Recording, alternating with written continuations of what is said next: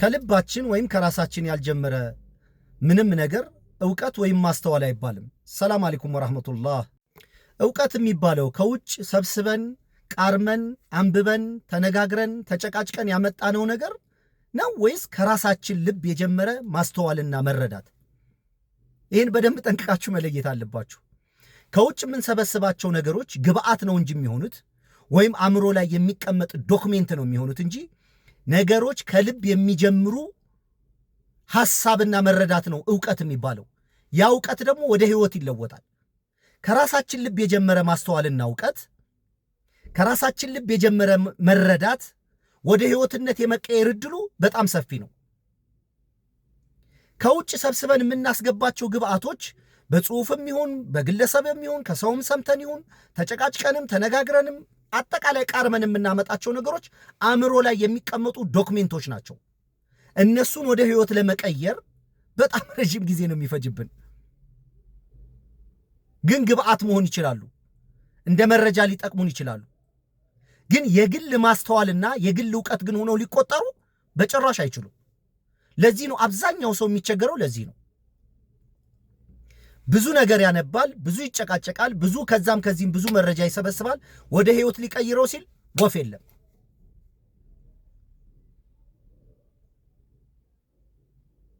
ስለዚህ ከሰው የምትሰበስበው ነገር ለአንተ የዚህ አእምሮ ላይ የሚቀመጥ ዶክሜንት ነው የሚሆነው። የሆነ ሰዓት ላይ እየመዘዝክ የምትጨቃጨቅበት፣ የምትነታረክበት፣ የምትነዛነዝበት፣ ኢጎህን የምትገልጥበት ነው እንጂ የሚሆነው ህይወት ሊሆን አይችልም። ከልብ ግን የሚጀምር ምንም አይነት ሐሳብ በምንም ነገር የማትመነዝሩት ትልቅ ሀብትና ግብአት ነው። የህይወት ውጤት ነው። እያንዳንዳችሁ በህይወታችሁ የምትተገብሯቸው የምትኖራቸው ነገሮች ካሉ ከልባችሁ የወጣ ሐሳብ ነው። ያ ነው ዕውቀት የሚባለው። እንዲህ ዕውቀት አንድና አንድ ሁለት አይደለም፣ በጭራሽ ሊሆን አይችልም። አብዛኞቻችን ግን አሁን ዓለም አይደለም ኢትዮጵያ ምናምን ዓለም የሚሸወድበት ከውጭ በሚሰበስበው ዶክሜንት ነው። ህይወት ላይ ሲሄድ ዜሮ። ለምን? ልብ የተፈጥሮ ስርዓት ነው። የእያንዳንዳችን የህይወት ስርዓት የሚጀምረው ከልብ ነው። አእምሮ ስትተኙ ወንድ እንደሆነ ያቅ፣ ሴት እንደሆነ ያቅ፣ አማራ እንደሆነ ያቅ፣ ኢትዮጵያዊ እንደሆነ ያቅ፣ ትግሬ እንደሆነ ያቅ፣ ኦሮሞ እንደሆነ ያቅ፣ ድሃ እንደሆነ ያቅ፣ ሀብታም እንደሆነ ያቅ። ሲተኛ ይረሳዋል ሁሉን ነገር። ሲነሳ ነው እንደገና ነገር የሚበላው ከዚህ ከመዝገብ ቤት ዶክሜንቱን እያወጣ።